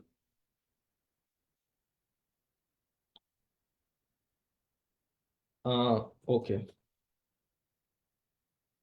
टेराफॉर्म।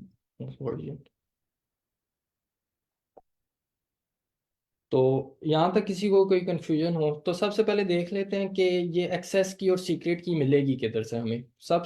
तो आप क्या करें कि आप जाएं AWS के अंदर जाएं। AWS के अंदर वो एक ऑप्शन होता है identity and access management, IAM, right, IAM।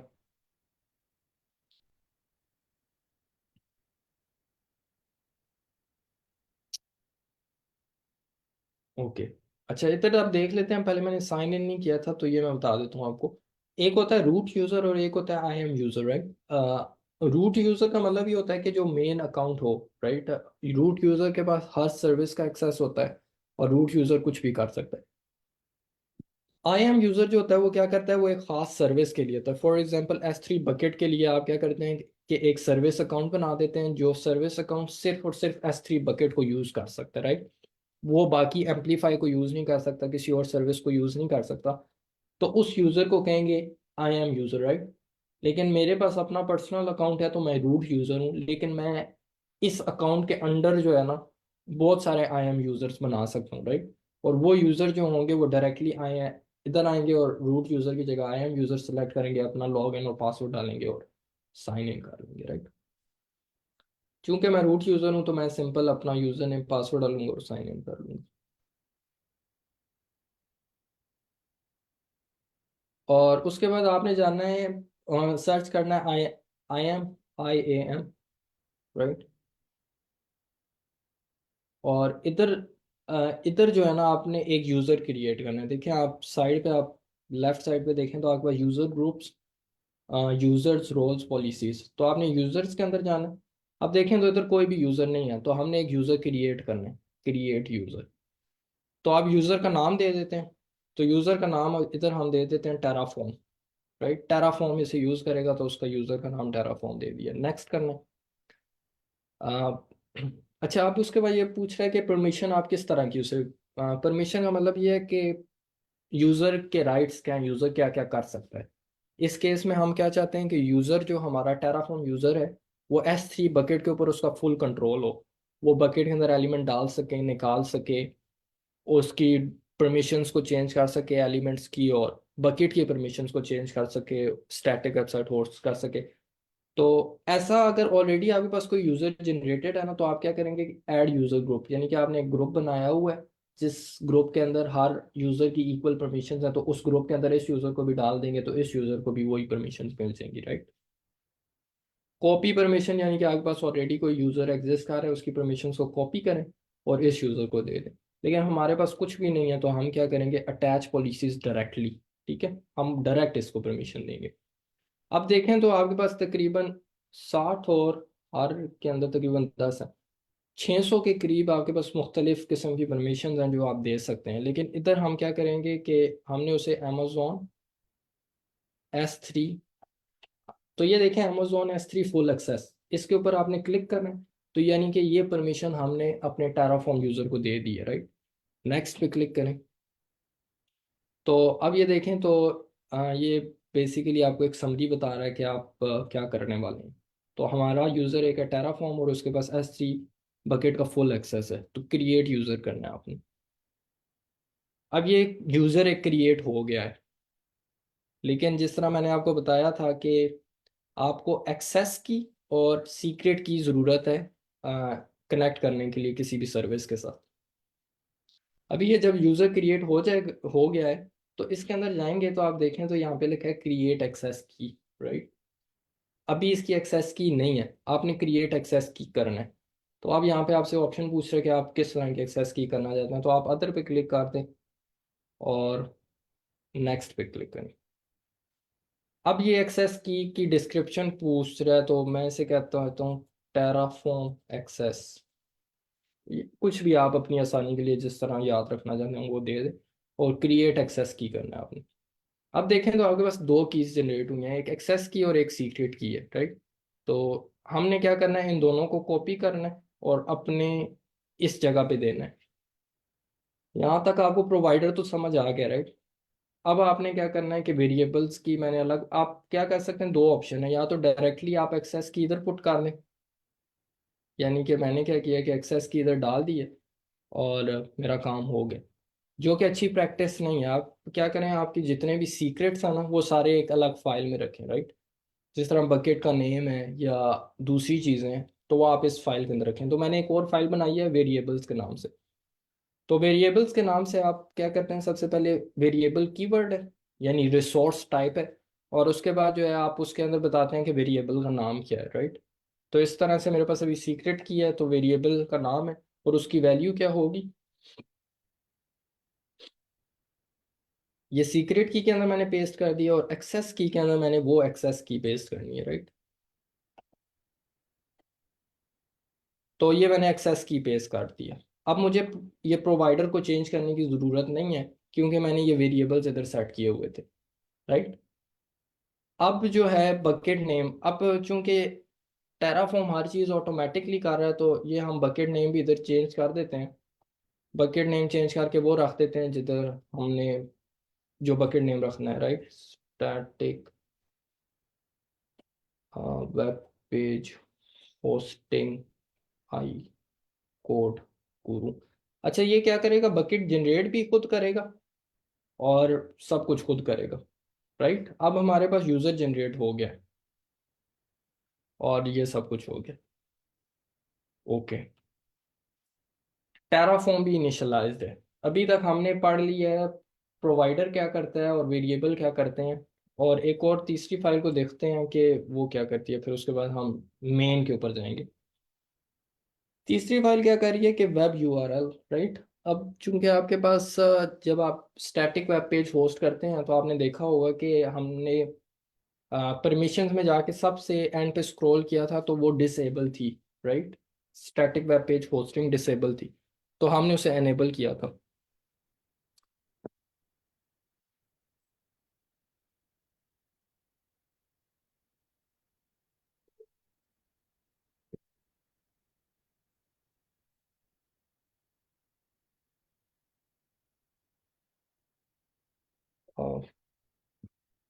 Sorry, मेरा इंटरनेट कनेक्शन थोड़ा वीक हो गया है, तो वो मैं रिकनेक्ट हो रहा हूँ, तो थोड़ा वेट कीजिएगा।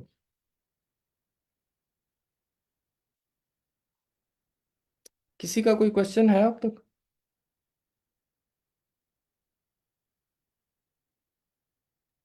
सर राजीव, ये जो सा हम टेराफॉर्म इंस्टॉल किया है, ठीक है, तो राइट नो इसका सारा सेटअप हमें जो आपने एक्सटेंशन लगाई है, जैसे डॉट पाई हम पाइथन की लगाते हैं, वो डॉट टी एफ प्लेटफॉर्म की लगाई है, और अगेन इसका सारा कंप्लीट एक सेंटेक्स होगा, ऐसे ही है?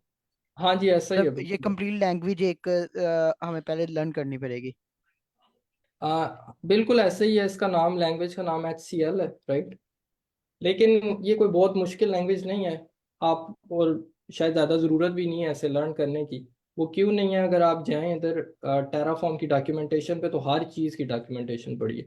Terraform like put element in S3 bucket Amazon, right. तो ये जो मैंने सारा कोड लिखा है, ये मैंने खाली इन डॉक्यूमेंटेशन से देख ही के लिखा है, क्योंकि मोस्ट ऑफ द टाइम आपने करना यही है, अनलेस कि आप किसी बहुत बड़ी ऑर्गेनाइजेशन में जो कि खुद से जिसने कोई सर्विसेज किसी कस्टमाइज तरीके से यूज़ कर रही है। तो आप देखें तो इसने सिंपल ये रिसोर्स नाम लिख दिया है, बेसिक सिंटैक्स है, सबसे पहले रिसोर्स कीवर्ड है, फिर रिसोर्स का नाम AWS S3 बकेट, फिर उसका एक इंस्टेंस क्रिएट कर लिया एग्जाम्पल, राइट। फिर बकेट का नेम आ गया, फिर उसके अंदर टैग्स आ गए हैं और उसकी एनवायरनमेंट आ गई, राइट। तो अब वो देखते हैं,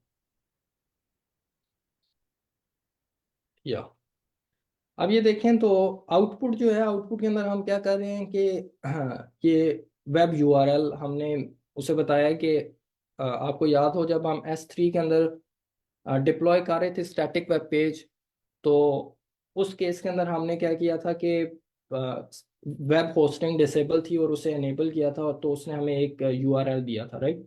उस यूआरएल को एक्सेस करने का ये है AWS S3 bucket website configuration dot website और dot website endpoint, right. तो ये आपको क्या करेगा, ये वो वैल्यू, वो यूआरएल आपको रिटर्न करेगा। यहाँ तक किसी का कोई क्वेश्चन, किसी को प्रोवाइडर वेरिएबल और आउटपुट के अंदर कोई चीज़ ना समझ आई हो? ओके, अब देखते हैं कि क्लियर है सर। बेसिकली ये मेन जो लॉजिक हो रही है वो इस फाइल के अंदर हो रही है main.tf, राइट। तो जब आपने टेराफॉर्म इंस्टॉल करना है ना, तो ये वाली एनवायरनमेंट बनानी है, तो आपने सबसे पहले टेराफॉर्म इनिट करना है, राइट। टेराफॉर्म इनिट करने के बाद आपके पास ये कुछ फाइल्स इनिट होंगी, डॉट टेराफॉर्म लॉक HCL या टेराफॉर्म TF स्टेट और Terraform TF state backup, right. लेकिन मैंने ऑलरेडी किया तो इस वजह से उसकी ज़रूरत नहीं है। उसके बाद आपने ये बाकी ये जो फाइल्स है ना .tf, ये आपने खुद बनानी है, राइट। ओके, अब मेन .tf फाइल को देखते हैं कि क्या कर रही है। सबसे पहले जिस तरह टाइटल्स आपको पता है क्रिएट S3 बकेट, तो ये सबसे पहले बकेट बना रही है। तो आप इसका सिंटैक्स देख लें, बिल्कुल simple, resource AWS S3 bucket और बकेट का नाम, बकेट का इंस्टेंस है ये, राइट। बकेट का नेम हम कहाँ से ले रहे हैं, var.bucket नेम। अब देखें आसानी हो गई है ना, लाइक वेरिएबल्स हमने बनाए थे और उसके अंदर हमने बकेट नेम से एक वेरिएबल बना दिया था और उससे हम जो है वैल्यू फैच कर रहे हैं। अब जिधर भी हमें ज़रूरत होगा हम उसको यूज़ करेंगे, राइट। तो ये क्या करेगा, एक बकेट बना देगा, ठीक हो गया। उसके बाद ये क्या है कि ऑनरशिप कंट्रोल। तो जिस तरह से हम वो बकेट क्रिएट कर रहे थे, तो हमने एक ऑप्शन को डी सेलेक्ट किया था, राइट। यानी कि उसके अंदर ब्लॉक पब्लिक ACLs, इसको फॉल्स कर दिया, block public policy ignore public ACLs, इन सब को फॉल्स कर दिया। ये वो ऑप्शंस हैं जो हम बकेट क्रिएट कर रहे थे तो हमने ट्रू किए थे। बाय डिफ़ॉल्ट वो सिलेक्टेड थे तो हमने उन्हें डी सेलेक्ट किया था, राइट। तो ये बाय डिफ़ॉल्ट ट्रू होते हैं तो हम उन्हें फॉल्स कर रहे हैं, right. AWS S3 bucket public access block, right. Public access को ब्लॉक कर रहे हैं तो हमने फॉल्स किया, नहीं हम नहीं ब्लॉक कर रहे, राइट। और इसी तरह से ऑनरशिप कंट्रोल्स हैं। Okay. अब ये क्या है कि इसमें समझने वाली चीज़ ये है डिपेंड्स ऑन का, राइट। तो जब बकेट बन जाती है तो उसके बाद हमने क्या करना है कि बकेट की जो कंट्रोल लिस्ट है ना, उसके अंदर उससे पब्लिक रीड कर देना है, यानी कि बकेट जो है पब्लिकली एक्सेसिबल हो। और पब्लिक एक्सेसिबल होने से पहले आपने क्या करना है कि बकेट की ऑनरशिप आपके पास हो और बकेट की जो पब्लिक एक्सेस ब्लॉक है ये भी आपके पास पहले हो चुके, राइट। ये जब दोनों स्टेप हो जाएंगे ना, उसके बाद जो है ये फिर तीसरा स्टेप ये वाला परफॉर्म करना है हमने, राइट।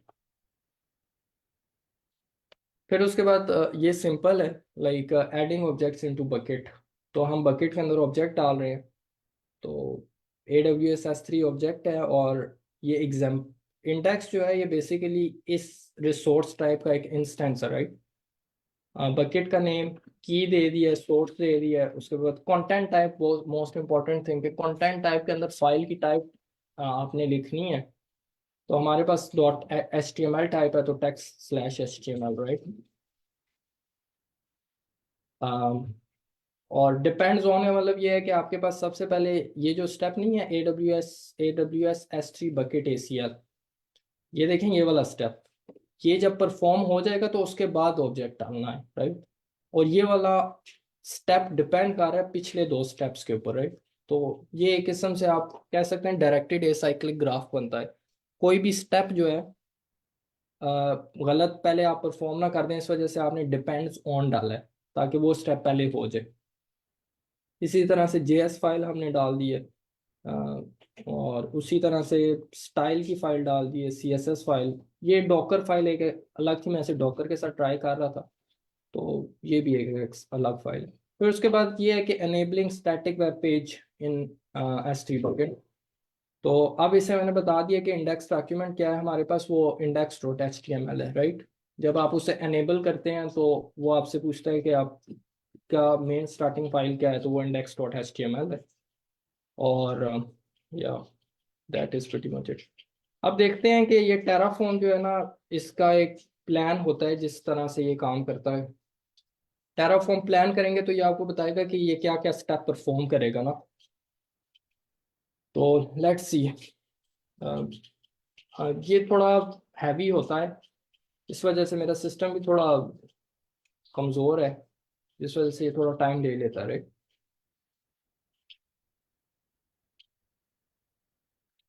टेराफॉर्म जब प्लान आपके पास आ जाएगा ना, तो फिर उसके बाद आपने क्या करना है, टेराफॉर्म अप्लाई करना है। टेराफॉर्म अप्लाई क्या करेगा कि ये जितने भी आपने रूल्स लिखे हैं ना, और जितना भी आपने उसे इंस्ट्रक्शंस दी हुई हैं, ये इन सारी इंस्ट्रक्शंस को एग्जीक्यूट करेगा as per the Terraform plan, जो कि अभी आपको नजर आएगा। और जैसे ही वो होगा तो आप देखेंगे कि हमारे पास वो सारी चीज़ें जनरेट हो गई हैं। S3 बकेट के अंदर जाते हैं। यस,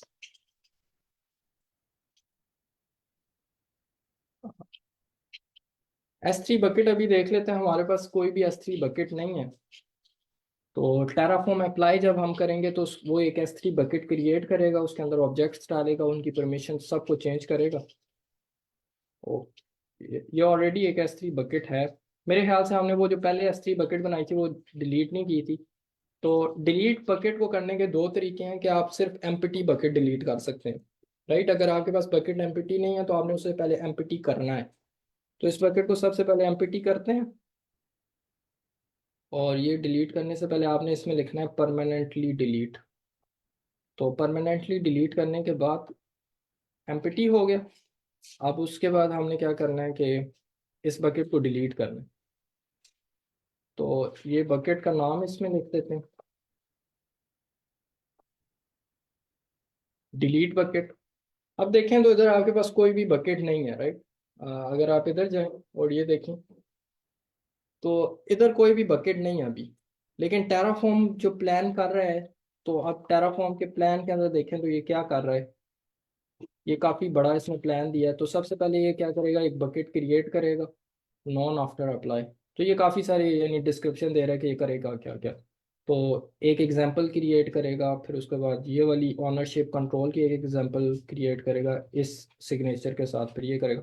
एनीवेज, अब इसके बाद इससे क्या करना है, Terraform apply, right. Terraform apply करेंगे तो ये आपसे पूछेगा क्या आप ये एक्शन परफॉर्म करना चाहते हैं या नहीं। तो हम उस पर यस करेंगे। उससे बचने के लिए एक फ्लैग होता है ऑटो अप्रूव, तो हम ये कर देते हैं। Let's see.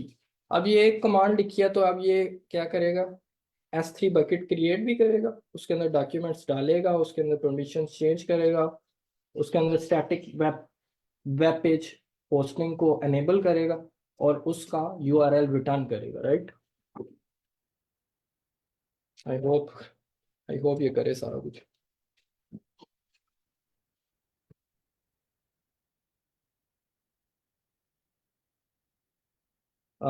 It can take some amount of time. तो या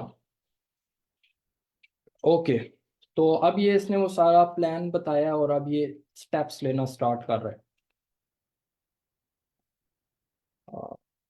उसके अलावा एक चीज़ और है कि जिस तरह अब ये देखें AWS S3 माई बकेट क्रिएटिंग, राइट।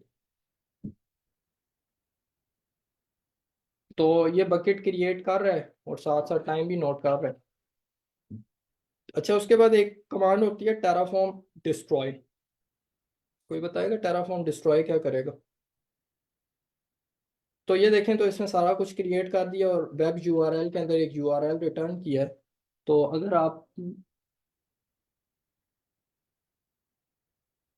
अगर आप इस वेबसाइट को देखें, इस वेबसाइट को, हाँ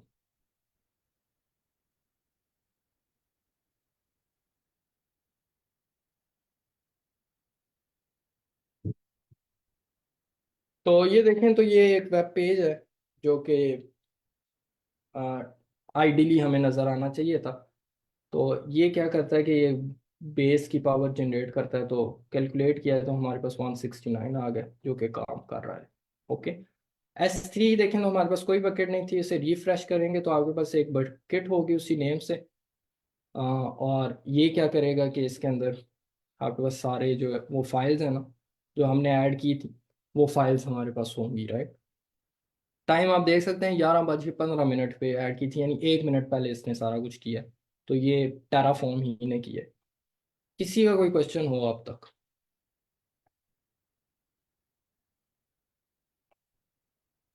सर इसके अंदर जो सी हमारे पास ये फाइल हमने अभी अभी अटैच की है टेराफॉर्म वाली, कौन सी वाली फाइल? ये मेन डॉट ये किया। कंप्लीट जो रन, जी ये रन जो की है हमने, यस। तो राइट नो सारा कुछ अब जो डेटा मेन चल रहा है, मतलब जो लिंक्स हमने डाले हैं वो सारा टेराफॉर्म काम कर रहा है, ऐसे ही है ना? हाँ जी, हमें हम यानी AWS का कोई भी हमें एक्सेस, हम उस विंडो को बंद कर दें और हमारे वो पास। जस्ट हमने जी। उसके जो पासवर्ड दिया है सीक्रेट की, और दूसरा यस। वो दे दिया है, बाकी इस फाइल ने जस्ट काम रन किया अब। हाँ। यस, बिल्कुल ऐसे ही। ओके। अब ये वाला जो लिंक है आप अपने पास भी एक्सेस कर सकते हैं। आप लोग खुद एक्सेस करें तो आप मुझे बताएं कि क्या आपके पास एक्सेसिबल है। ये मैं चैट के अंदर शेयर कर रहा हूँ, तो ये आप एक्सेस करें, मुझे बताएं कि आपके पास ये वाली ये ही वेबसाइट आती है या नहीं और काम करती है या नहीं। Here you go, चेक करें। जी सर मैं ओपन कर रहा हूँ।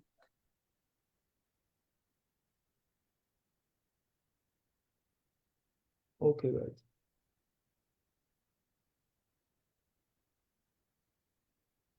किसी के पास ओपन हुई है ये लाइक लिंक? सर अभी तो लोड कर रहा है वो, क्या करें? अभी लोड कर रहा है वो। ओहो, इसे इतनी देर में वैसे कर देना चाहिए था।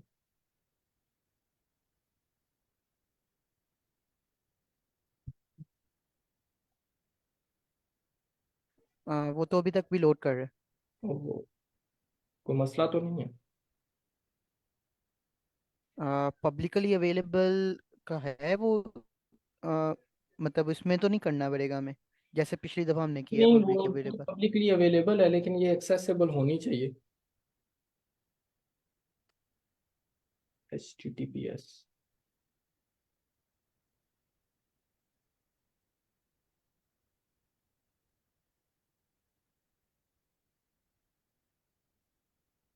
अब आया है आपके पास? लोड ही हो रहा नो सर अभी भी लोड ही हो रहा है। है, 1 मिनट रुक जाइए। ये इसकी प्रॉपर्टीज में जाके एक नया वो जो AR है ना वो देता हूँ मैं आपको, उस पर चेक कीजिए।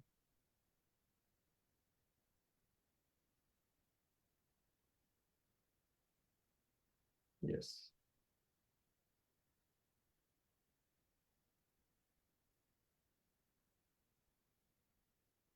इसको चेक कीजिए। HTTP।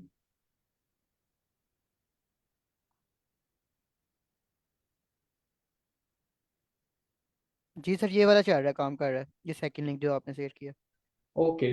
सो या तो वो जो दूसरा शेयर किया था उसके अंदर आप अगर वो स्टार्ट पे क्लिक करें ना तो वो HTTPS होगा, उसको आप चेंज करके HTTP करें। वो आपने ब्राउजर क्लोज कर दी? नो सर ओपन है, उधर एच टी टी भी करूँ? HTTP, हाँ जी, S उसमें से रिमूव कर दें। ठीक है। जी, जी वो भी ओपन हो गया। ज़बरदस्त, ठीक हो गया। जी तो सर। ये अच्छा, एक और चीज़ देखते हैं कि मैंने जिस तरह कहा था ये फाइल्स पब्लिकली एक्सेसिबल हैं। तो फाइल्स हम देखते हैं कि कौन सी पब्लिकली एक्सेसिबल। तो इस फाइल यानी कि index.js, तो लेट्स सी, अब मुझे आइडिया नहीं है, खाली एक ट्राई करते हैं। index.js। यस, तो ये देखें। अच्छा, तो ये देखें, मैंने उसके अंदर इंडेक्स डॉट जेएस किया तो इसने मुझे उस इंडेक्स डॉट जेएस का कंटेंट शो कर दिया, राइट, जो कि मैंने कोड किया हुआ था। जी तो ये यानी फाइल्स भी पब्लिकली एक्सेसिबल हैं, आप, ये मैं ये बताना चाह रहा था, राइट। जी सर। यानी कि style dot C S docker file करनी, डॉकर फाइल, आई थिंक यही नाम है, यस। तो ये देखें, ये डॉकर फाइल भी एक्सेसिबल, यानी कि सारी फाइल्स एक्सेसिबल है। एक लास्ट स्टेप करते हैं कि ये जो आ, हमने बकेट क्रिएट किया, अब हम चाहते हैं कि ये डिस्ट्रॉय करें इसको। अब हमने सारा जो करना था कर लिया, तो उसके लिए टेराफॉर्म डिस्ट्रॉय और ऑटो अप्रूव, राइट। तो अब ये क्या करेगा कि वो जो S3 बकेट है उसके सारे एलिमेंट्स को सबसे पहले रिमूव करेगा, यानी कि उसके जो ऑब्जेक्ट्स हैं उनको रिमूव करेगा। फिर उसके बाद क्या करेगा कि बकेट को रिमूव करेगा, और या यानी कि जो हमने जितना काम किया उस सारे को क्लीन कर देगा, राइट। Let's see.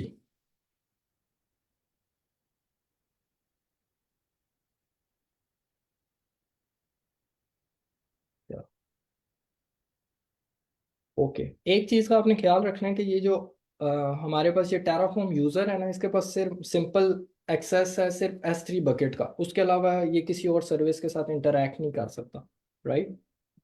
लेकिन आपने एक चीज़ का ख्याल रखना है कि हमने यहाँ पे एक और यूज़र जनरेट किया हुआ है, आई एम यूज़र, राइट। और इस यूज़र की सीक्रेट की भी है और एक्सेस की भी है। और इस चीज़ का आपने ख्याल रखना है कि आपके पास ये जो यूज़र है, अगर ये पड़ा रहेगा ना, इसे आप डिलीट नहीं करेंगे, तो आपके पास मंथली इसका इसके चार्जेस होंगे, इसका बिल आएगा, राइट। और इसका बिल अराउंड $1 पर मंथ होता है, something like that, depends on usage, right. तो ये मैंने जब पहली दफ़ा किया था तो मुझे इसका आइडिया नहीं था, और काफ़ी अर्सा मुझे लगा कि ये ढूंढने के लिए कि बिल आ किधर से रहा है। तो फिर मुझे पता चला कि ये जो सर्विस है ना, आहे सीक्रेट की जो हम जनरेट करते हैं, एक्सेस की और सीक्रेट की, वो एक की मैनेजमेंट सर्विस है AWS की, जो कि उसे हैंडल करती है, राइट। इस वजह से हमें ये डिलीट करना पड़ेगा, ताकि हमारे पास किसी भी किस्म का कोई बिल ना आए। तो लेट्स सी। तो अब ये देखें, ये डिस्ट्रॉयड 9 रिसोर्सेज डिस्ट्रॉयड। तो अब जाते हैं उसके अंदर, हम देखते हैं कि सबसे पहले इस यूज़र को डिलीट कर देते हैं, और फिर उसके बाद जाते हैं यूज़र ने टेराफॉर्म। ओके, अब S3 बकेट के अंदर जाते हैं तो टेक्निकली हमें कोई बकेट नहीं नजर आएगी, क्योंकि हमने उसे डिस्ट्रॉय कर दिया टेराफॉर्म के थ्रू। तो देख सकते हैं कि आपके पास कोई बकेट नहीं है। बकेट्स के अंदर जाते हैं तो नो बकेट, राइट। होपफुली के आपको कुछ आइडिया हुआ होगा चीज़ों का। और या तो ये था आज का लेक्चर। अब वो यूज़र जिस तरह हमने डिलीट कर दिया ना, तो अब ये यहाँ पे दोबारा टेराफॉर्म अप्लाई करेंगे तो वो कीज़ किसी काम की नहीं है, ये वाली, ये सीक्रेट की और एक्सेस की किसी काम की नहीं है, क्योंकि हमारे पास यूज़र के पास एक्सेस ही नहीं है। तो इस वजह से ये एरर देगा, राइट। ओके, किसी का कोई क्वेश्चन है अब तक आज के लेक्चर में किसी भी सेक्शन से रिलेटेड?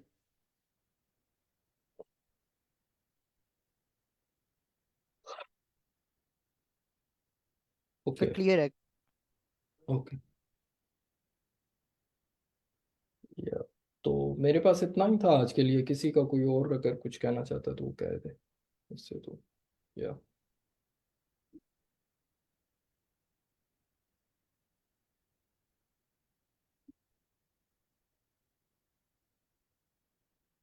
कोई फीडबैक है आपका, लाइक आपको कैसा लगा सेशन, क्या इम्प्रूव करना चाहिए, कुछ और करना चाहिए?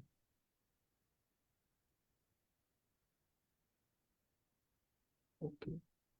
सर आई थिंक सो इसके अंदर जो है ना बैकएंड वाला भी जो काम है वो भी साथ हमें किसी और वर्कशॉप में करना चाहिए, कि आपके पास एक कंप्लीट वेबसाइट हो, फ्रंट एंड भी उसका बैक एंड भी, और उसको सारा कनेक्ट करके तो उसको फिर डिप्लॉय किया जाए।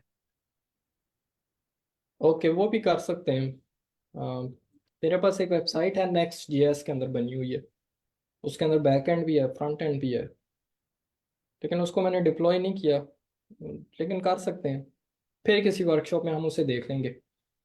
लेकिन एक जो क्वेश्चन था आपका कि टेराफॉर्म की जो अलग से लैंग्वेज है, क्या हमें ये सीखने की ज़रूरत है या नहीं। तो टेराफॉर्म के कुछ कंपिटिटर्स भी हैं, जिस तरह से एक है पुलूमी, PULUMI। ये जो है बेसिकली ये पाइथन और जावास्क्रिप्ट के अंदर यही सारी लॉजिक लिखता है, और वो बहुत ज़्यादा पावरफुल है टेराफॉर्म से। तो आप अपनी लैंग्वेज के अंदर भी ये इस किस्म की ऑटोमेशन कर सकते हैं। अच्छा, लेकिन पैराफॉर्म अभी यूज काफी हो रही है, काफी बड़ी बड़ी कंपनी हैं जो अपना पैराफॉर्म को यूज कर रही हैं। यस। तो इसका मतलब है कि ये काफी इजी टू यूज होगी और ये काफी सारी चीजें बिल्ट इन दे रही होगी।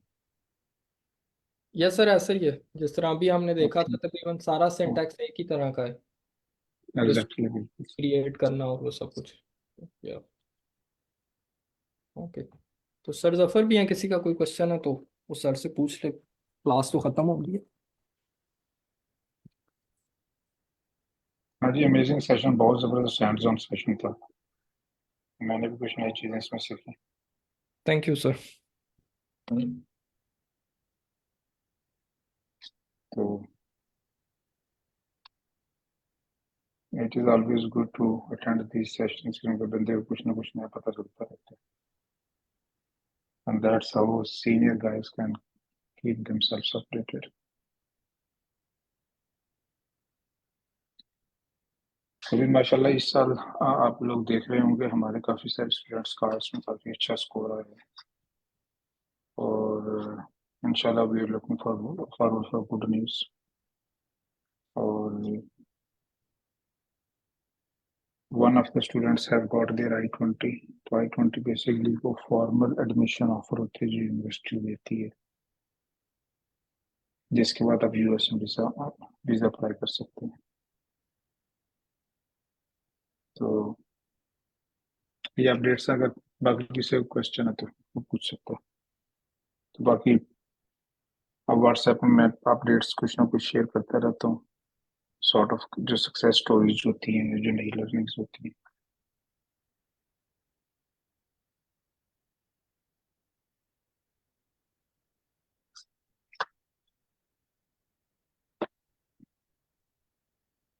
डी एनीवन्स क्वेश्चन, फीडबैक कुछ, व्हाट वी कैन इम्प्रूव।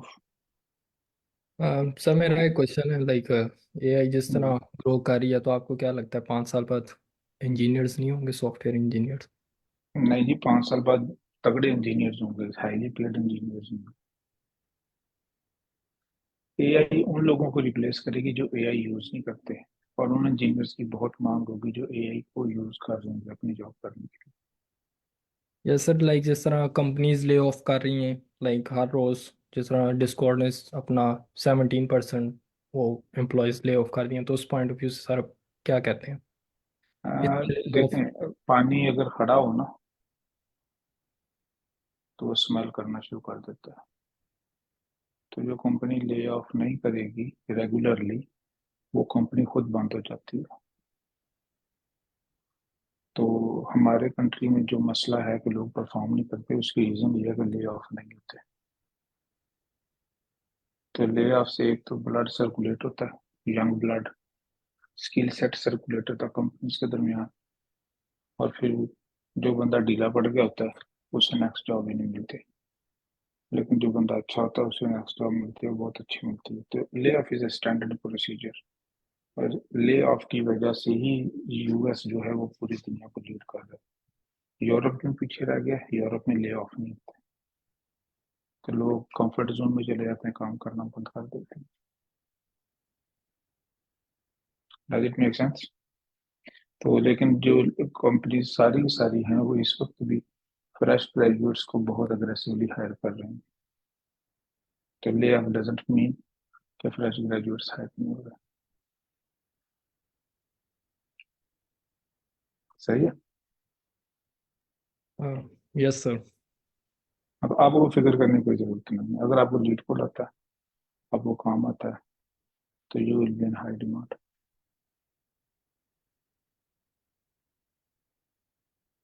इसकी रीजन है कि आपको लर्न करना आ गया। आप कोई भी नई चीज पकड़ के खुद पढ़ के उससे काम कर सकते हैं। That is what companies need. हाँ, यस सर। लाइक सर, मैं एक कमेंट ऐड करना चाहूँगा बाकी लोगों के लिए। लाइक लीड कोड जो है, अगर आपको आता है तो आप बाकी बहुत सारी चीज़ें बहुत आसानी से सीख सकते हैं। जिस बिल्कुल। तरह आज मैंने वर्कशॉप दिया टेराफॉर्म और AWS और S3, ये मुझे बहुत मुश्किल किसी दौर में लगता था, लेकिन ये सारा मैंने डॉक्यूमेंट से देख के और इधर उधर से देख के, कुछ चैट GPT यूज़ करके, तो उधर से मैंने किया है। तो ये बहुत जल्दी मैंने कर लिया था, शायद इसी वजह से कि मुझे डाटा स्ट्रक्चर्स आते हैं। लेकिन इससे बिल्कुल लीड मुश्किल कोड जो आता है। बिल्कुल। मुश्किल वाला जो न्यूरल नेटवर्क था जो कल हमने इम्प्लीमेंट किया था, वो काफ़ी कॉम्प्लिकेटेड था। लेकिन वो भी मुझे लगता है कि मैंने काफ़ी अच्छे तरीके से डिलीवर किया है। तो वो भी शायद एक वजह थी कि उसके अंदर, आप न्यूरल नेटवर्क के अंदर भी आप देखें तो टोपोलॉजिकल सॉर्ट यूज़ हो रही है। अगर आपको कोड की समझ आना शुरू हो जाती है, अगर आपने लीड कोड किया हुआ, अगर आपने लीड कोड नहीं किया हुआ, तो ये पॉसिबल ही नहीं है कि आप कोई काम के सॉफ्टवेयर इंजीनियर बन सकें। आप बस कॉपी पेस्ट करेंगे गूगल से, तो वो आसान आसान चीजें तो चल जाएंगी, मुश्किल चीज कभी नहीं चलेगी, ना कभी बनेगी आपसे। तो जिस तरह भी आज आप रिलेट कर पा रहे हैं मेरी इस पॉइंट ऑफ व्यू को, तो जो पाकिस्तान में कंपनीज ग्रो नहीं कर रही हैं, उसका एक मसला ये है कि हमारे इंजीनियर्स को लीड कोड नहीं आता। ये बहुत बड़ा इम्पैक्ट है, इसके बगैर पॉसिबल ही नहीं है।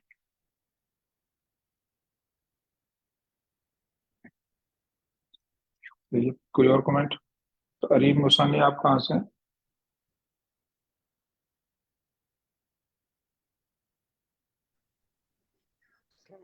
मैं कराची से हूँ। आपकी आवाज बहुत कम आ रही है, समझ ही नहीं आई। मैं कराची से हूँ। अच्छा, कराची से। सही है। तो ओके, अगर किसी को क्वेश्चन है तो let's call it a day. तो थैंक यू आजिफ। ओके, थैंक क्या यू। कहते हैं, for making it happen. Great work.